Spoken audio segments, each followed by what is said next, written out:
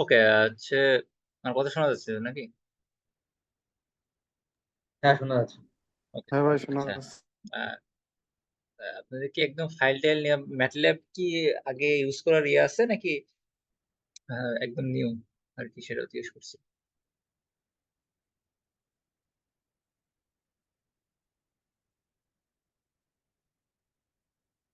আচ্ছা, আমি হচ্ছে একদম ইয়ে ভাই থেকে আমরা দেখাই। যে হাইব্রিড পাওয়ার প্ল্যান্টে যে মানে হ্যাঁ, বিদ্যুৎ জেনারেট করতেছি, এটার এফিসিয়েন্সি কিরকম হবে? হাইব্রিডের এটা তো হচ্ছে নির্ভর করবে সোলারের যেমন এখন 20 থেকে 20% এফিসিয়েন্সি আসে। মানে আমি যদি 100, আহ, ধরেন 100 রেডিয়েন্স ইনপুট দিলাম, আমি ওইখান থেকে 20% তার হচ্ছে ইয়ে পাবো। ম্যাক্সিমাম 22%, 23% পাবো হচ্ছে আউটপুটে।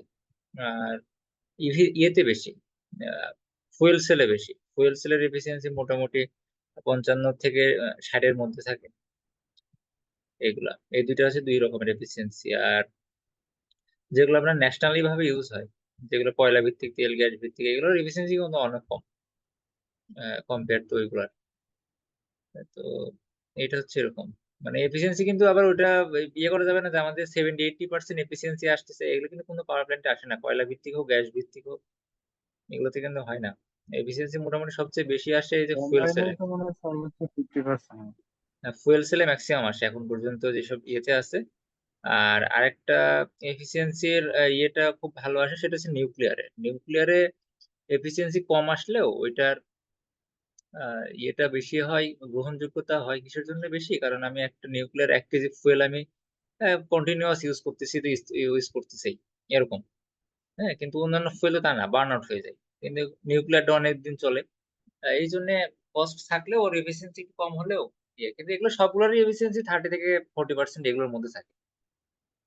মানে ওই যে আমরা যেমন পাওয়ার যে 0.95 ইয়ে, বা কোনো অন্যান্য যেসব অন্যান্য ইয়েতে ডিজাইনে যেমন 90% এফিসিয়েন্সি, 80% এফিসিয়েন্সি, ওগুলো কিন্তু আবার পাওয়ার প্ল্যান্টের সাথে হিসাব গুলায় ফেলা যাবে না। তখন ওই স্যাররা যদি আবার কোশ্চেন করে বলে যে আমাদের কিছু তো 90% করতে পারলাম না, তো এটা কিন্তু কোশ্চেন করতে পারে ভাইভাতে। তো বলতে হবে যে আমাদের সোলারের যেসব ইয়েটা আছে আর কি, এক্সিস্টিং যেসব মডেল আছে মার্কেটে, রিসার্চ লেভেলে হোক, সেগুলো কিন্তু 23%-এর বেশি এফিসিয়েন্সি না। 23% তাও প্রথম 4 থেকে 5 বছর, তারপরে কিন্তু রিডিউস হয়ে যায় 16-17%-এ চলে আসে। আর ফুয়েল সেলটা নতুন আসছে, টেকনোলজি এর ইয়েতে আসতেছে, এগুলো মোটামুটি 50 থেকে 60%-এর মধ্যে থাকে। আর এর এফিসিয়েন্সিটা মোটামুটি রিডিউস হলে ওই পরিমাণে রিডিউস হয় না। কিন্তু ওই যে ইয়ে আছে, মেনটেনেন্স কস্ট টস্ট এগুলো আছে, কন্টিনিউয়াস করতে হয়, 2 বছর পর মেনটেন করতে হয়।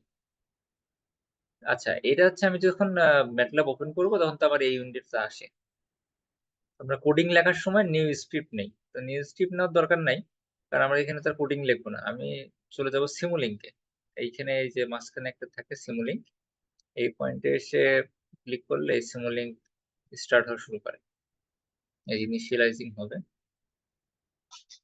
এটা প্রথমবার করতে কিন্তু টাইম লাগবে অনেক। হ্যাঁ, আমার হয়তো বা তাদের লোড হচ্ছে, কিন্তু আপনি যখন প্রথম হুম। করবেন তখন কিন্তু অনেকক্ষণ টাইম লাগবে লোড হতে।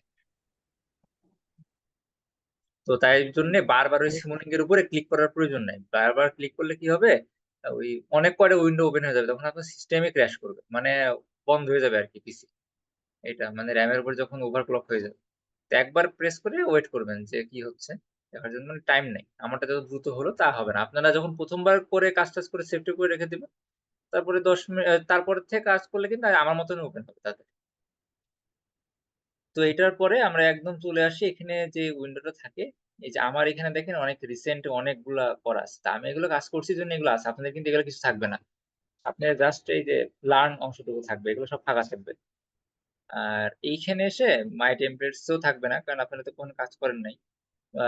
আর এই সিমুলিংক এর এই অপশন, এখানে যে ব্ল্যাঙ্ক মডেল আছে, এই ব্ল্যাঙ্ক মডেলে ক্রিয়েট মডেলে যাইতে হবে। এখন এই ক্রিয়েট মডেলে যখন এই যে স্টার্টিং সিমুলিং লেখা থাকবে, এখানেও টাইম নেই। দেখেন আমারটা কাজ করা, তারপরে যে বিজি দেখাচ্ছে, এগুলো কিন্তু খুবই এটা অনেক ভারী হয়ে যায়, সেই জন্য এরকম ইয়ে করে।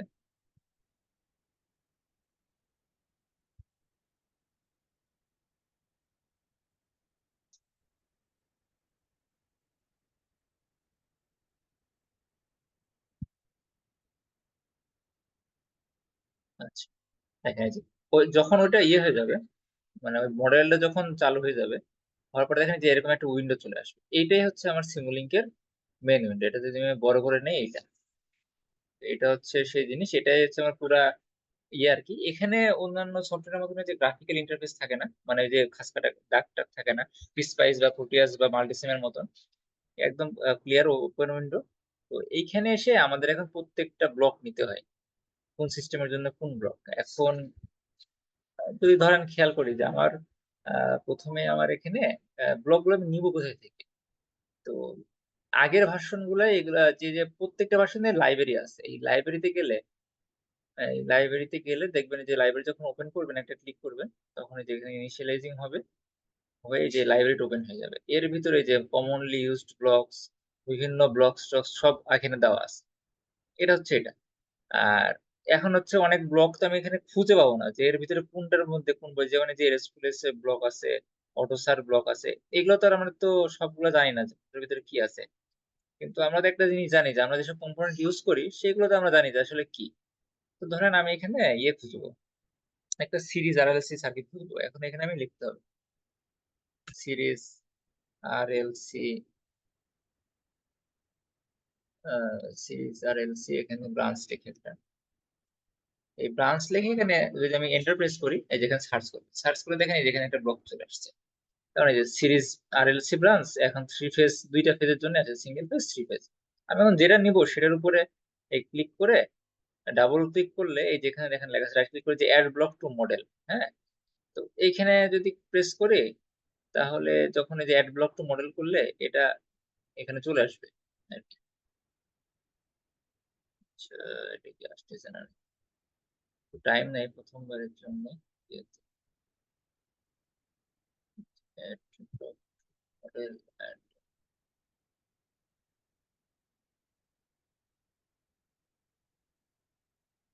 এই যে দেখেন আমার এই যে ব্লকটা এখানে চলে আসছে, হ্যাঁ? এই যে আমি যে অনেক কয়েকবার প্রেস করে ফেলছি এজন্য ৩-৪ টা চলে আসছে, হ্যাঁ? তো এই ২ টা ক্রেডিট দিই। এই যে আমার একটা ব্লক চলে আসছে। এই ব্লকটায় যদি আমি এখন এই ডাবল ক্লিক করি, ডাবল ক্লিক করলে এই সিরিজ RLC ব্রাঞ্চ থেকেই রেজিস্টর, ইন্ডাক্টর, ক্যাপাসিটর এভাবে পাওয়া যায় না MATLAB এ। এরকম এখান থেকে আমি প্রত্যেকটা ভ্যালু চেঞ্জ করে দিতে পারবো। আবার এখানে লেখা আছে দেখেন প্যারামিটারস এ ব্রাঞ্চ টাইপ। এই RLC তে যে আমি এখন আমার এখানে লাগবে ইন্ডাক্টর। আমি এখানে এল নিবো। এখন এল এ যদি ক্লিক করি আমার এই ইয়েটা দেখেন ইন্ডাকট্যান্স এর ভ্যালু যাচ্ছে। আমি থাকলাম এই ইন্ডাকট্যান্স এর ভ্যালু এতটাই। দিয়ে আমি যদি এখন এখানে এপ্লাই করে দেই, আমার এই ব্লকটা দেখেন চেঞ্জ হয়ে ইন্ডাক্টর হয়ে গেছে। আবার আমি এই ব্লকটা যদি আমি ক্যাপাসিটিভ ব্রাঞ্চে রাখি, এই যে এখানে ক্যাপাসিট্যান্স যাচ্ছে। আমি এখানে যদি আমার ভ্যালু থাকে ভ্যালু দিব। দিয়ে এপ্লাই প্রেস করলে দেখেন আমার এই ব্লকটা ক্যাপাসিটিভ ব্রাঞ্চে আ কম কম হয়ে যাচ্ছে। আবার অনেক সময় আমার প্রয়োজন হয়, RL ব্লক প্রয়োজন হয়। RL ব্লক দিয়ে এপ্লাই করলে এখানে আর আর এল থাকবে। তো এটা হচ্ছে এখানে যেকোনো একটা ব্লক নেওয়ার জেনারেল সিস্টেম, হ্যাঁ? যেইভাবে আমি নিতে পারি। এখন মানে লাইব্রেরি ব্রাউজারটা ইউজ করে কোনটার সাথে কোনটা নিব। এখন যারা আমরা কাজ করি বা হয় আমাদের ব্লক মনে থাকে। তো আমি এখন কি করতে পারি এই নতুন ভার্সন গুলা মোটামুটি 18 পরের ভার্সন গুলায় আমরা এখানে যদি আমরা ডাবল ক্লিক করি, ডাবল ক্লিক করলে আমার এই যেখানে একটা ক্রিয়েট অ্যানোটেশন নামে একটা বক্স এখানে সার্চ এ চলে আসে অটোমেটিক সার্চ। তো আমি যদি এখানে লিখি যে পিভি অ্যারে, এই যে দেখেন এখানে অপশন দেখাচ্ছে, হ্যাঁ? এই যে PV array electrical and specialized power system মানে এই জিনিসটা স্পেশালাইজড পাওয়ার সিস্টেমের মধ্যে ইলেকট্রিক্যাল স্পেশালাইজড পাওয়ার সিস্টেমের সোর্স এর মধ্যে আছে। মানে আমার যে লাইব্রেরি ব্রাউজার সেই লাইব্রেরি ব্রাউজারের ভিতরে electrical specialized power system source এর ভিতরে আছে। আমি জাস্ট এখানে লেখার জন্য এটা চলে আসবে। এখন আমি জানি জন্য এটা আমি লিখতে পারব। লিখে আমি এখানে যদি এখানে এটা ধরে যদি আমি ক্লিক করি তাহলে দেখবেন যে এখানে যে ঘুরতেছে। এটা লোডিং নিবে। লোডিং নিয়ে দেখবেন এই যে আমার পিভিআর এর ব্লকটা চলে আসছে। এই যে ব্লক। এখন এই ব্লকের ভিতরে তো আমি তো ডাটা চেঞ্জ করতে পারবো। যেমন এখানে যেমন দেওয়া আছে। এই যে এটা দেওয়া আছে। আ এখন এখানে প্রত্যেকটা ভ্যালু আমি চেঞ্জ করতে পারবো। Parallel strings, series connected strings এগুলো সব চেঞ্জ করতে পারবো। দিয়ে এখানে দেখেন এই যে এখানে লেখা আছে মডিউল ডাটা। হ্যাঁ? এই মডিউল ডাটাতে যে টার্মস অফ এইগুলা যেখানে যে ডাটা গুলা দেওয়া আছে এগুলো কিন্তু একটাও কিন্তু থিওরিটিক্যাল না। এগুলো কিন্তু সবগুলো প্র্যাকটিক্যাল মানে ফেজে আছে। মানে এগুলো কোনো না কোনো পাওয়ার সেক্টরে মানে ইন্ডাস্ট্রিয়াল ভাবে হোক বা কমার্শিয়াল ভাবে হোক এটা ইউজ হয়। প্রত্যেকটা এগুলা। হ্যাঁ? এগুলো হচ্ছে যেগুলো আবিষ্কৃত হইছে। এগুলি এখানে অনেক আছে। তো এখন আপনারা সেইভাবে নিতে পারেন যে এটা সোলার ট্রি না, তাহলে সান, তারপরে সান পাওয়ার। পৃথিবীতে বেশি ইউজ হয় সান পাওয়ার এর ইয়ে। তারপরে সান আর্থ এগুলো নতুন আসছে। তারপরে যে এই যে আমি সান পাওয়ার হয়ে গেল। এই যে সান পাওয়ার এর এই ব্লক গুলো আসছে, হ্যাঁ? এখন এইখানে বিভিন্ন ইয়ে থাকে যে কোনটা আমি ইউজ করব, হ্যাঁ? যেমন এই যে এই ব্লকটা যদি আমি নিই, এই যে সান পাওয়ার SPR 305 WHTD এখানে ক্লিক করলে দেখেন এই অনুযায়ী কিন্তু ভ্যালু চেঞ্জ হয়ে যাচ্ছে, হ্যাঁ? এটার যেটার মেক্সিমাম পাওয়ার এই যে লেখা আছে একটা মডেলে 213 ওয়াট এগুলো থাকবে। আমি এখন যদি অন্য একটাই নিই যে সান পাওয়ার SPR X21 আচ্ছা এটা তো সেমই থাকতেছে সান পাওয়ার এর যেহেতু। এই যে এইখানে দেখেন এখানে চেঞ্জ করে টেম্পারেচার কোএফিসিয়েন্ট এগুলো কিন্তু চেঞ্জ হয়ে গেছে, হ্যাঁ? মডেল। তো আমরা যারা কাজ করি এইগুলো কোনো কিছু নিই না। আমরা যেহেতু ডিজাইন করব, আমরা এইজন্য এখানে রেখে দেই ইউজার ডিফাইন, হ্যাঁ? User define. এখন ইউজার ডিফাইন করলে কি সুবিধা হয়? আমরা কিন্তু এটা প্রত্যেকটা ভ্যালু দেখেন এখন এই যে আমি চেঞ্জ করতে পারব। কিন্তু আমি যদি এখানে যদি ইউজার ডিফাইন না রেখে একটা কোনো কোম্পানির ইউজ করতাম প্রি ডিফাইন্ড তাহলে কিন্তু আমি এগুলো একটাতেও হাত দিতে পারব না। সব কিন্তু আমার সেম সেভ হয়ে যাবে, হ্যাঁ? তো এই অপশনটা আমার থাকবে না। তো আমরা সেই ক্ষেত্রে চেষ্টা করি ইউজার ডিফাইন করে নিয়ে প্রত্যেকটা ইয়ে করা। এটা হচ্ছে সেটার চেঞ্জ করা যাবে।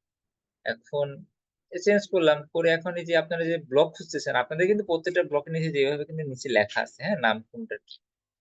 তো এই নামগুলো কিন্তু আপনারা নিজস্বভাবে সেটা এডও করে নিতে পারেন। যে আমি ধরেন এখানে রেখে দিব যে আমার এটা হচ্ছে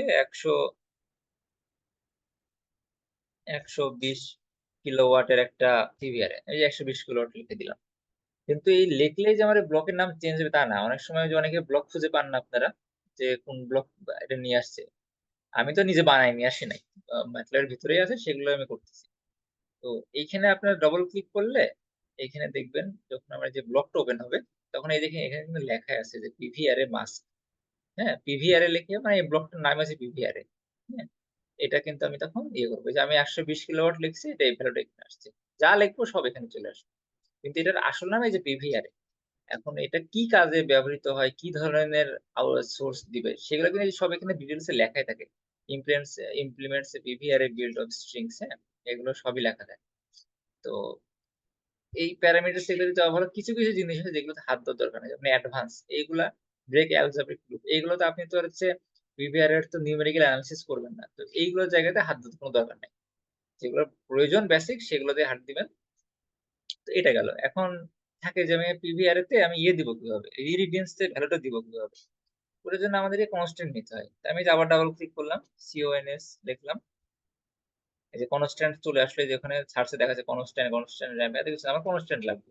আমি কনস্ট্যান্ট এ রেখে এন্টার প্রেস করলে আমি যেটা আমার এখানে একটু লোড নিবে। লোড নেওয়ার পরে এই যে আমার এই কনস্ট্যান্ট চলে আসলো। দিয়ে এখন অ অন্যান্য জায়গায় যেমন ওয়্যার নিতে হয়। একটার সাথে আরেকটা কানেক্ট করতে হলে এইখানে কোনো কিছু লাগে না। আমি এখানে জাস্ট ধরবো। তবে এই পয়েন্টটাই ধরলেই দেখেন এই যে এখানে দেখাচ্ছে ওয়্যারের। এই পয়েন্টটা ধরে নিয়ে আমি এখানে এটা ইয়ে করে দিব। বা ধরেন আমি এটা উপরে রাখলাম। এটা সহজে হচ্ছে। এই যে এখানে ধরে নিয়ে যে লাল তীর চিহ্ন আসতেছে এসে আমি এটার সাথে লাগাই দিলাম। ইরেডিয়েন্স। এখন আমরা ইরেডিয়েন্স আমাদের ডিজাইনে ছিল 1000 যেটা অ্যাপ্রোপ্রিয়েট ভ্যালু আরকি। আমি এখানে 1000 লিখলাম। লিখে এখানে এন্টার করে দিলাম। এই যে দেখেন এখানে 1000 চলে আসছে। আবার আমার এখানে টেম্পারেচার দিতে হবে। তাহলে আমি আবার একটা ইয়ে নেই। এখানে কনস্ট্যান্ট লিখলাম। কনস্ট্যান্ট নিয়ে আবার সেম এখানে দিব। দিয়ে এই যে এখানে দিয়ে এখানে আমি এখন লিখব যে কনস্ট্যান্ট ভ্যালু আছে টেম্পারেচার ভ্যালু আমরা 25 ডিগ্রি সেন্টিগ্রেড নিব। যে 25 ডিগ্রি লিখলাম। 25 25 লিখে এপ্লাই করব। হ্যাঁ? এপ্লাই করে ওকে করে দিলাম। এই যে এটা আমার 25 ডিগ্রি হয়ে গেল। এখন এটা থাকলে তো এই যে কনস্ট্যান্ট এ লেখা থাকবে। আমি ভাই এখানে কিন্তু এখানে কনস্ট্যান্ট এর কাজ কি? কনস্ট্যান্ট এর কাজ হচ্ছে আমি হচ্ছে একটা নির্দিষ্ট ভ্যালু দিতে পারি। হ্যাঁ? একটা ব্লক। যেমন এখানে 1000 দিলে এটা 1000 ই থাকবে। হ্যাঁ? এরকম থাকবে। হ্যাঁ? কিন্তু আপনাদের ডিজাইনে কিন্তু এরকম করে দেওয়া নাই। আপনাদের ডিজাইনে এরকম আছে কিছু পয়েন্টে। ঠিক আছে? আচ্ছা ১ মিনিট।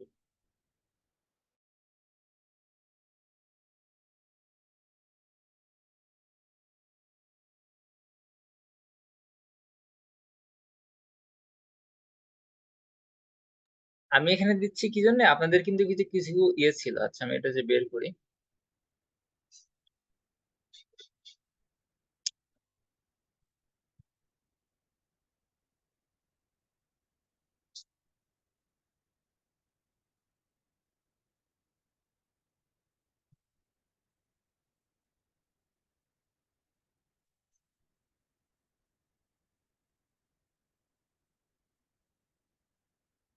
এই যে আপনাদের এটা যেমন ছিল, এইখানে ভালো করে খেয়াল করে দেখেন, এই যে এই দিকে নাই, কিন্তু এই যে এইগুলোর ভিতরে আমরা কম্পেয়ার করছিলাম না 600 ভোল্টের সাথে কম্পেয়ার করবো, তাহলে আমি ওই 600 ভোল্ট দিব কিভাবে? ওই জন্য আমরা কনস্ট্যান্ট ইউজ করি। হ্যাঁ, ওইখানের জন্য এখানে প্রত্যেকটা ব্লক ওইখানে নাম ইয়ে করে দেওয়া আছে। হ্যাঁ, তো আমি এখানে যদি কনস্ট্যান্টে যাই, এই যে এটা কনস্ট্যান্ট। এখন আপনাদের ছিল সিগন্যাল বিল্ডার, এখন আমি সিগন্যাল বিল্ডার কি এখানে নাই, বা আমি এখানে ধরেন আমি যেখানে লিখে দিলাম কি কনস্ট্যান্ট আছে, আমি এখন এখানে লিখে দিলাম যে এটা হচ্ছে আমার ইরাডিয়েন্স। এখন তো আমার এটা দেখো সবাই দেখবে যে এটা ইরাডিয়েন্স এর ভ্যালু। হ্যাঁ, তারপরে যে এটা সিলেক্ট করলাম, সিলেক্ট করে এখানে নিচে আবার দিয়ে এখানে লিখে দিলাম টেম্পারেচার, টেম্প। এই যে এখানে টেম্পারেচার ভ্যালু চলে আসলো। কিন্তু তার মানে কি ব্লকটার নাম চেঞ্জ হয়ে গেছে? অনেকে এই জন্য টেম লিখে সার্চ দেয়, তখন আসতে চায় না। আপনারা জাস্ট এর ভিতরে ঢুকবেন, ডাবল ক্লিকে ভিতরে ঢুকলে এই যে এখানে লেখা থাকবে যে কনস্ট্যান্ট। হ্যাঁ, এইগুলা কিন্তু সব ইয়ে। দেন আপনাদের এখানে সিগন্যাল বিল্ডার ছিল, আমি যদি এখানে ডাবল ক্লিক করে আবার লিখি সিগন্যাল বিল্ডার, এই যে চলে আসছে নিচের দিকে সিগন্যাল বিল্ডার, এখানে রেখে ছেড়ে দিলে এই যে আপনাদের এই দেখেন সিগন্যাল বিল্ডার চলে আসছে। হ্যাঁ, র্যাম্পের। এখন যদি ভিতরে ঢুকি, এর ভিতরে ঢুকলে আপনাদের যে কম করা ছিল আর কি, সেগুলো কিন্তু আসবে। দেখছেন, তাও টাইম নিচ্ছে এটা।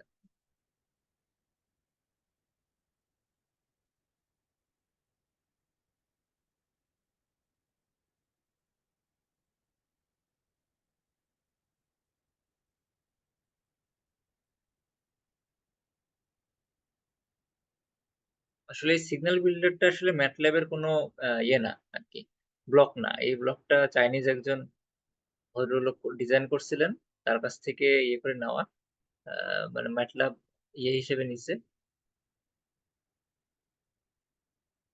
তো সেই জন্য কিন্তু এরকম ইয়েটা আসছে আর কি। এটা যদি আমি এখন দেখি, যায় না কেন?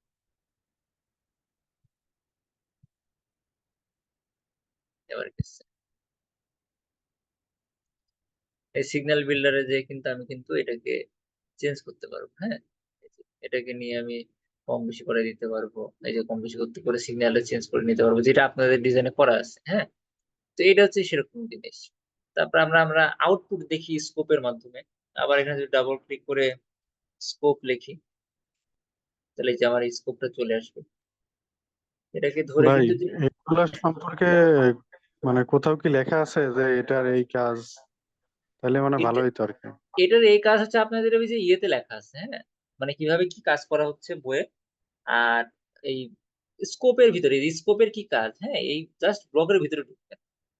ঠিক আছে, ব্লকের ভিতরে ঢুকবেন, ঢুকে এখানে ঢুকলেই,